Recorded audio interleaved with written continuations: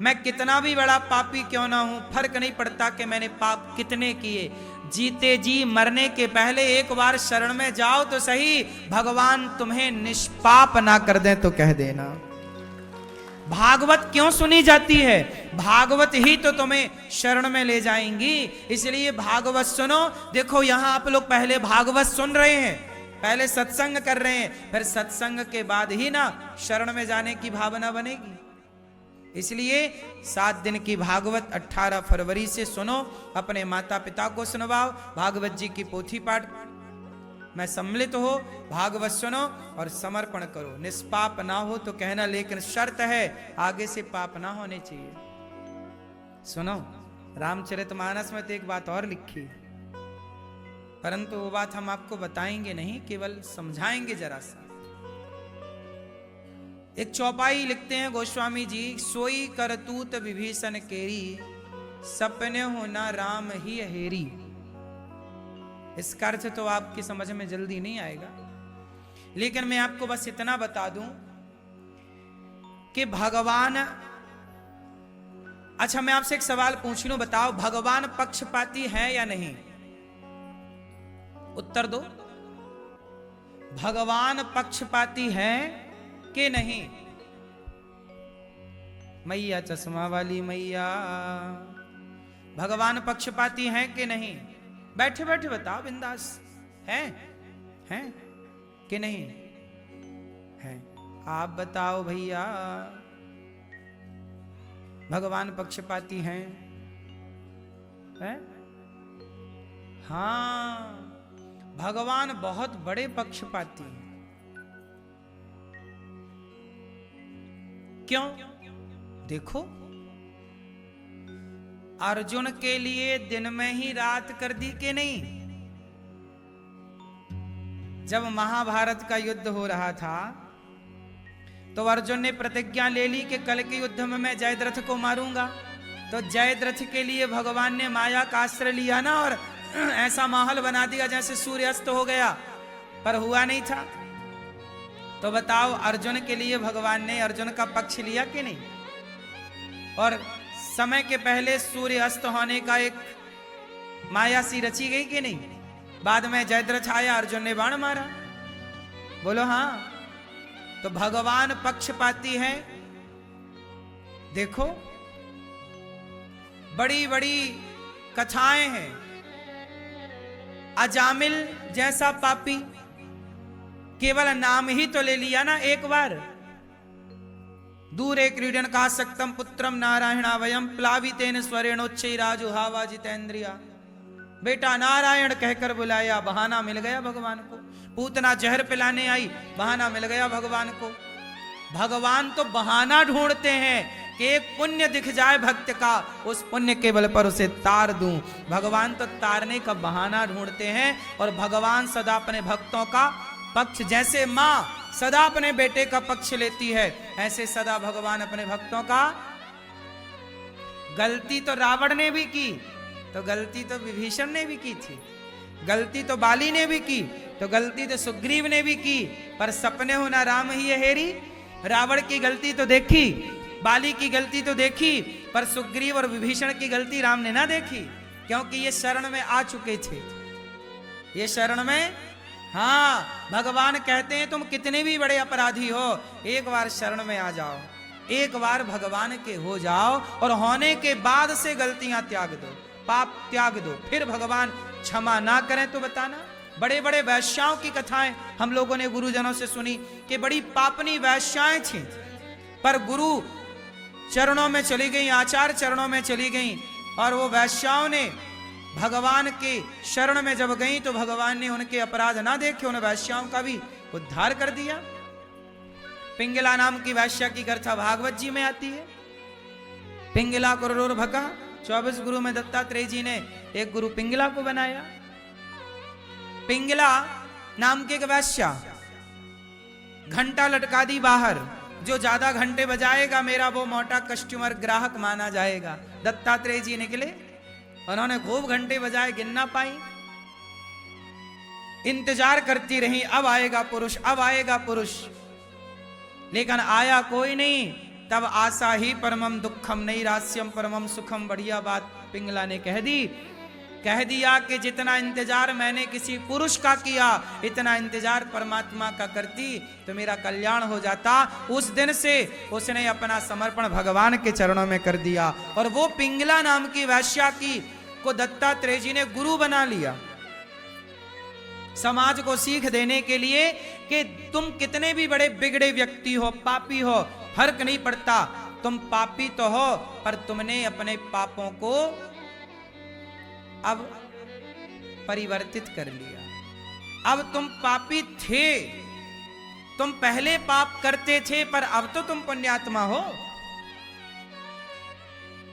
थे ना हमारे पाप, थे ना, लेकिन हमने भगवान के चरणों में जब समर्पण किया तो भगवान ने उन पापों को, हाँ, सन्मुख हो ही जीव मोहि जबहि। फिर लिखा है, भगवान की वाणी है, न मे भक्त्या प्रणश्यति, मेरे भक्त का कभी पतन, हाँ। इसलिए भक्तों समर्पण करो, भगवान के चरणों में सरेंडर। हे प्रभु हम आपके हैं, फर्क नहीं पड़ता कि मैंने कितने पाप किए, आगे से ना करना बस। इसलिए कहता हूं ये दास अनिरुद्ध इसलिए सेवा में लगा हुआ है। मैंने पिछले जन्मों में खूब पाप किए हैं, पापी तो मैं अभी भी हूं, लेकिन उन पापों के कोई पुण्य बना होगा ये दास अनिरुद्ध से, जिस पुण्य के बल पर बिहारी जी ने इस वृंदावन धाम में बुलाकर बिठाया है। ये किसी ना किसी पुण्य का फल होगा, लेकिन जब पुण्य का फल मिला तो मैंने उसका दुरुपयोग नहीं किया। मुझे लगा कि तब पुण्य बना, अब ना बने तो अगला बिगड़ जाए। भाई कर्मणा जायते जंतु कर्मणैव विलीयते, सुखम दुखम भयम क्षेमम कर्मणैवाभिपद्यते।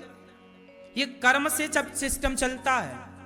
आपने कोई अच्छे पुण्य किए होंगे कि आपको बिहारी जी ने वृंदावन में बुला बिठाया है इतने दिनों के लिए, इतने घंटों के लिए। धाम मिला, धाम में कथा मिली, संतों का दरस परस मिल रहा है, ये तो आपका पुण्य है ना। लेकिन हमारा पुण्य था, तुम बड़े भाग्य मानुष तन पावा, दुर्लभो मानुषो देहो देहि नाम क्षण भंगुरा, तत्रापि दुर्लभम मन्ये वैकुंठ प्रिय दर्शनम। हमें मनुष्य तो मिल गया शरीर मानव का पुण्य से, कोई पुण्य था तो मानव बन गए, अब कोई पुण्य होगा तब ना आगे की गति अच्छी होगी। आज कोई पुण्य ना करें तो हमारा तो अगला बिगड़ जाए। अब मुझे आप लोग बताओ कि अब हम लोग ऐसा क्या करें, मानव जीवन पाने का आखिरी उद्देश्य क्या है? आप मनुष्य क्यों बने हो ये बताओ, काय के लिए बने हो? ईश्वर ने आपको मनुष्य क्यों बनाया है? कुत्ता बना दिया होता, गधा बना दिया होता, बिल्ली बना दी होती, फिरत सदा माया कर प्रेरा, माया की प्रेरणा से फिर रहा है व्यक्ति 84 लाख योनियों में। पुनरपि जननम पुनरपि मरणम पुनरपि जठरे पुनरपि जननी जठरे शयनम, बार बार जन्म मृत्यु का चक्र लगा रहा। आपसे मैं सवाल कर रहा हूं कि बताओ भगवान ने आपको मनुष्य क्यों बनाया? आप किस उद्देश्य के लिए आए हो मनुष्य बनकर? हैं? सेवा ठीक है, आप बताओ। भगवान से जुड़ जाओ, ये भी ठीक है। आप बताओ भैया,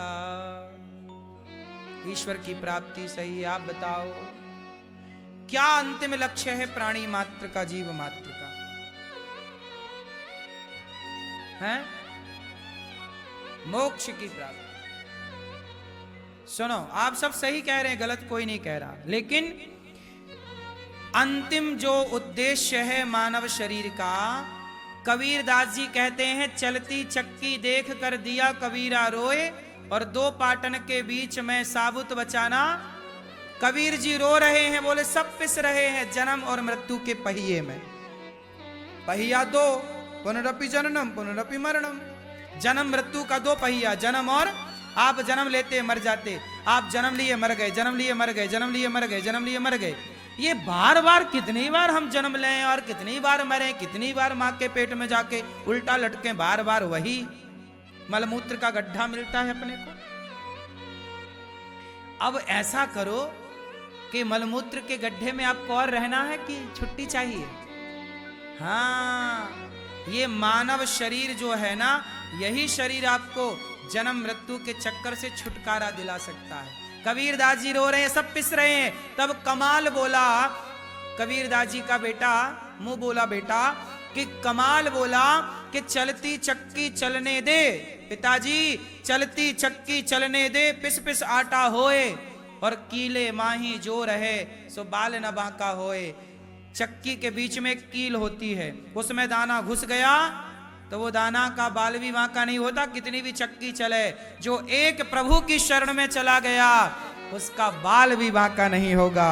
जन्म मृत्यु उसका कुछ नहीं बिगाड़ सकता, जो एक हरि की भगवान की शरण में चला। इसलिए कहता हूं भगवान की छाया में रहो, भगवान की छत्र छाया में रहो, भगवान की छत्र छाया में रहो। और ये वृंदावन तो भगवान का एक छत्र राज्य है और हम वृंदावन में रह रहे हैं, मतलब वृंदावन में भगवान की छत्र छाया में रह रहे हैं। ये भगवान की छत्र छाया है। और आप लोगों का बड़ा सौभाग्य कि आप लोगों के बल पर आज पूर्णिमा है। आज बहुत सारे भक्तों ने कहा कि गुरुजी हमारी ओर से भी यहाँ पर जो हजारों भक्त लोग भोजन करते हैं, हमारी ओर से भी भक्तों को भोजन बटे। हमने कहा क्यों नहीं बटेगा, बट जाएगा। आप भी चाहें तो अपनी ओर से, यहाँ देखिए सवेरे से शाम तक हजारों भक्त, ये देखिए यहाँ पर लाइन लगी है, कोई भी आता सबको पेट भर भोजन मिलता। अब बताइए भगवान के राज्य में, भगवान की छत्र छाया में बैठकर कोई भोजन करे और रोटी आपके नाम की खाए तो उसका फल आपको मिलेगा कि नहीं? देखो पाप तो हमसे बहुत हुए हैं, सबसे बड़ा पुण्य क्या है बताओ? सबसे बड़ा पुण्य क्या है? सबसे बड़ा पुण्य है अन्नदान और जलदान। क्योंकि सबके बिना जीवन संभव है, पर अन्न और जल के बिना जीवन, हाँ हम सबके बिना रह सकते हैं, आप सबके बिना रह सकते हैं, बोलो हाँ। क्या अन्न और जल के बिना रह सकते हैं? और गौरी गोपाल में दोनों चीजें हैं, अन्न और भूखे को भोजन और प्यासे को पानी। यही है गौरी गोपाल की निशानी। यहां पर कोई भूखा ना रहे। आप में से कितने लोगों ने प्रसादी पाई गौरी गोपाल जी की रसोई में? पाई? कोई पैसा लगा? निःशुल्क मिला ना? क्या है ये? अतिथि देवो भव। आप हमारे अतिथि हैं और इन अतिथियों के बीच में ना जाने कहां भगवान छिपकर बैठे हों और इस लाइन में ना जाने कौन सी जगह खड़े होकर भगवान भोजन ग्रहण कर रहे हों। भगवान डायरेक्ट थोड़ी खाते हैं। जैसे माँ खाती है तो बच्चे का पेट अपने आप भर जाता है। गर्भवती स्त्री माँ खाए तो गर्भ का बालक अपने आप उसके पेट में रस के रूप में पदार्थ चला जाता है, उस बच्चे को तृप्ति मिल जाती है। उसी तरह जब भक्त खाते हैं तो भगवान अपने आप तृप्त हो जाते हैं। इसलिए अन्नदान सबसे बड़ा दान। आज पूर्णिमा है और आप लोग अन्नदान, गौरी गोपाल अन्न क्षेत्र तो वृंदावन में चल रहा है, गौरी गोपाल अन्न क्षेत्र एक प्रयागराज में भी चल रहा है। जब कुंभ चालू हुआ तब से लेकर आज तक वृंदावन से गौरी गोपाल अन्न क्षेत्र वृंदावन में भी चल रहा और प्रयागराज में भी चल रहा। प्रयागराज की ये तस्वीरें आप देख रहे हैं टीवी पर। प्रयागराज में वहां लाखों लोग प्रसाद पा रहे हैं।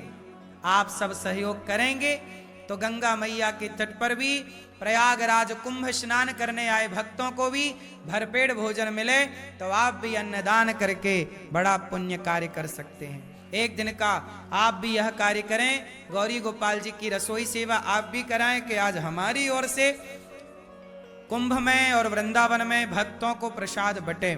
अच्छा, यहाँ प्रसाद की एक दूसरी व्यवस्था और है। यहाँ संतों को अन्नदान होता है। किन को अन्नदान होता है? आप भक्तों का रसोई अलग चलती है और सवेरे सवेरे यहाँ साधु लोग आते हैं। कौन लोग आते हैं? सवेरे से वृंदावन में जितने फुटपाथ पर साधु संत रहते हैं, फक्कड़ रहते हैं, अंधा लंगड़ा बहरा काना कैसा भी है, सारे लोग प्रसाद पाने गौरी गोपाल अन्न क्षेत्र आते हैं। सवेरे सवेरे आप दर्शन करिए इन संतों का। आप भी इन संतों का दर्शन करके और इन्हें अन्नदान करते हैं। जब आपके बच्चों के नाम से आपकी बेटी, आपके बेटे, आपके माता, आपके पिता, आपके निमित्त जब यहाँ संतों को भोजन बढ़ता है तो पुण्य किसे मिलता है? दुआएं किसे मिलती हैं? आशीर्वाद किसे मिलता है? आपको, आपके बच्चों को। इसलिए ये हजारों साधु संत जो लाइन में खड़े होकर प्रसाद लेते हैं, आप भी इन संतों को अन्नदान करिए। आपका भी एक दिन का अन्न क्षेत्र यहाँ बांटा जाए और हजारों भक्तों को, हजारों साधु संत आपका भजन, आपकी रोटी खाकर भगवान का नाम जपें। ये पुण्य का कार्य है। करने लायक हो तो करिएगा, 2-4 रोटी देने के योग्य हो तो दीजिएगा, नहीं योग्य हो तो भगवान से हम प्रार्थना करेंगे कि भगवान आपको इस लायक बनाए कि आप किसी संत का पेट भर सकें। अर्थात देखो, भरने वाले तो, पोषण करने वाले भगवान हैं, लेकिन भगवान निमित्त तो किसी ना किसी को बनाते ही हैं। तो आपको निमित्त बनाए भगवान के, आपकी ओर से भी प्रसाद एक दिन का अन्नदान करो, यही पुण्य है। पाप तो हमसे बहुत होते हैं। ये देखो, ये सब लाइन लगी है भक्तों की, ये सबको प्रसाद रोटी के लिए सब भक्त लोग लाइन में खड़े हैं। तो ये अन्नदान है। और वृंदावन जैसे धाम में बिहारी जी साक्षी हैं। आप जो अन्नदान करते हैं उसका साक्षी कौन? लक्ष्मी नारायण भगवान, गौरी गोपाल भगवान तो हैं, यमुना मैया साक्षी हैं आपके दान के, कि आपने किसी भूखे के लिए हाथ बढ़ाए हैं रोटी के लिए। आपके सहयोग से यहाँ पर संतों की सेवा। यहाँ गौरी गोपाल गुरुकुल में, गौरी गोपाल गुरुकुल है जहाँ 150 बच्चे पढ़ते हैं। आप भी इन बच्चों की शिक्षा में सहयोग कर सकते हैं, बच्चों को भोजन की सेवा करा सकते हैं। गौरी गोपाल गुरुकुल में 150 बच्चे पढ़ते हैं निःशुल्क। बच्चों का रहना, खाना, पढ़ना, लिखना सब निःशुल्क। आपके सहयोग से ना सब चल रहा है। आप सहयोग नहीं करेंगे तो कैसे काम चलेगा? आप सहयोग करते हैं तो यहाँ बच्चों की व्यवस्थाएं होती हैं। ये बच्चों को उनकी जरूरत का सामान बांटा जाता है, कॉपी, किताब, क्या नहीं लगता। ये टेबलों की जरूरत थी तो टेबल बांटी गई छोटी छोटी। तो गौरी गोपाल गुरुकुल में भी आप जुड़ें और बच्चों के सहयोगी बने, उनकी शिक्षा में साथ दें। ये गौरी गोपाल गुरुकुल, जिन गुरुकुलों को मुगलों ने, अंग्रेजों ने उजाड़ा, उन्हीं गुरुकुलों की स्थापना ये दास अनिरुद्ध ने कोशिश की कि वो गुरुकुल बचे रहें, बने रहें। और हमारे आचार्य चरण उन बच्चों को पढ़ा लिखा कर खूब खूब योग्य बना रहे हैं। आप बच्चों को भोजन दे सकते